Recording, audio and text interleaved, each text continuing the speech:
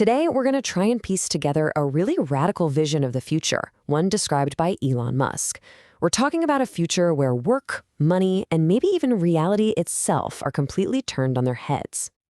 I mean, that sounds like something straight out of a sci-fi movie, right? Working becomes optional in our lifetimes? But here's the thing. For Musk, this isn't just some random prediction. It's the final piece of a much larger puzzle that actually starts with his vision for a global town square. And to really get a handle on this future, we gotta go back to the beginning. So you gotta understand, Musk's vision isn't just a bunch of random projects. It's all one big blueprint, really.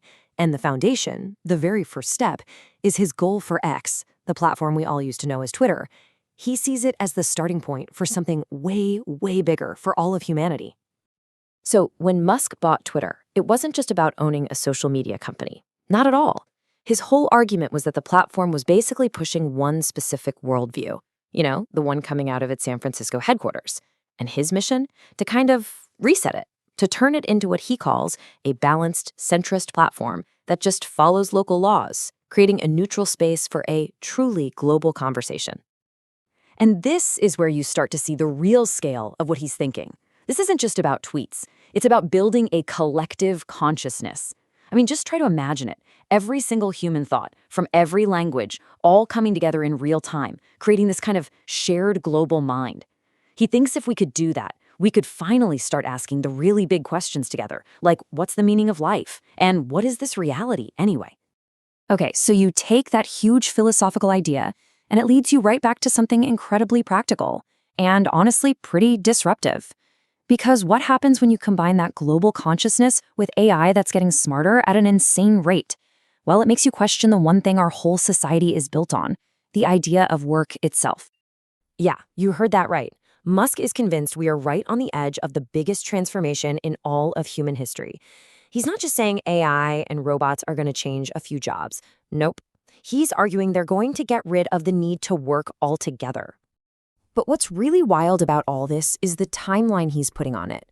We're not talking centuries from now or even 50 years. He has said on the record that in 10 to 15 years, definitely less than 20, we'll hit a point where working is just a choice, something you do if you feel like it. I mean, just let that sink in. Less than 2 decades. He thinks that's all the time it's going to take for a complete rewrite of how society functions. And we're not just talking about universal basic income. He's talking about something he calls universal high income, a world where scarcity is just gone. So what does this world actually look like? What does it feel like? Well, it's a world of total abundance. Anything you want, anything you can think of, AI and robots can make it for you, on demand. In a world like that, you only work if you want to. It becomes a hobby, something you do for fun, not because you need to pay the bills.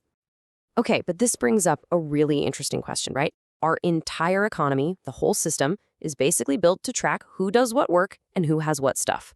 So what happens when AI and robots make work optional and there's an abundance of stuff for everyone? Does money, the tool we use to track all that, even mean anything anymore? So according to Musk, in this new reality, money doesn't just change. It basically becomes obsolete. He thinks we're going to move to a totally new kind of currency, one that's way more fundamental, something that's literally baked into the laws of the universe. And the way he frames this is so important. He says money is really just an information system. It's a database for tracking human labor. So if AI and robots are doing all the labor, you don't need the database anymore. It's useless. And the whole idea of money, it just kind of disappears. Okay, so the logic here follows a pretty clear path. Step 1. AI and robotics create crazy abundance. Step 2, that makes human work optional. Step 3, that makes money, our labor database, totally irrelevant. So what's left? What's the one thing you can't just print? The one thing that's real? For Musk, the answer is energy. And this table really breaks down that massive shift. We'd be moving away from money, which is just an idea, an information system we made up, to energy, which is a fundamental law of physics. Think about it. Governments can print more money whenever they want, but you can't print energy. You have to harness it. And that makes it the real, true measure of what a civilization can actually do. Okay, so this whole train of thought, from social media to the end of work to a future without money, It all kind of leads to one final, totally mind-bending question. If we're on the verge of creating these incredibly complex, realistic worlds ourselves, well, how do we know we're not already in one? And this is where the whole thing just takes this wild, philosophical leap. Because Musk's conclusion, based on where our own tech is heading, is that the chances are super, super high that we are already living inside a simulation.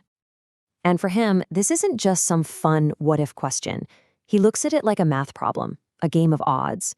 And he thinks the odds that we're in base reality, the original one and only universe, are tiny.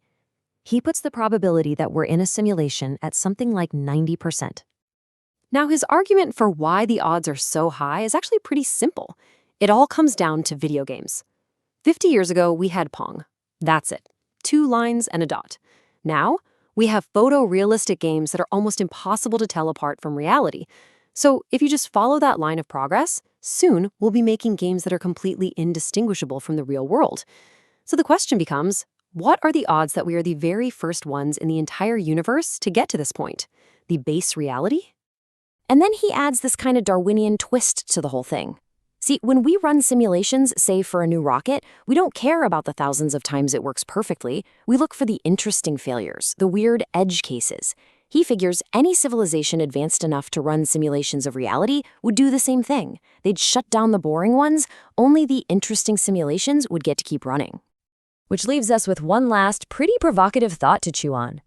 If he's right, and our reality is a simulation that's only still running because it's interesting, then it stands to reason that the most interesting outcome is always the most likely one to happen. And that just leaves one final question for you. For all of us, really.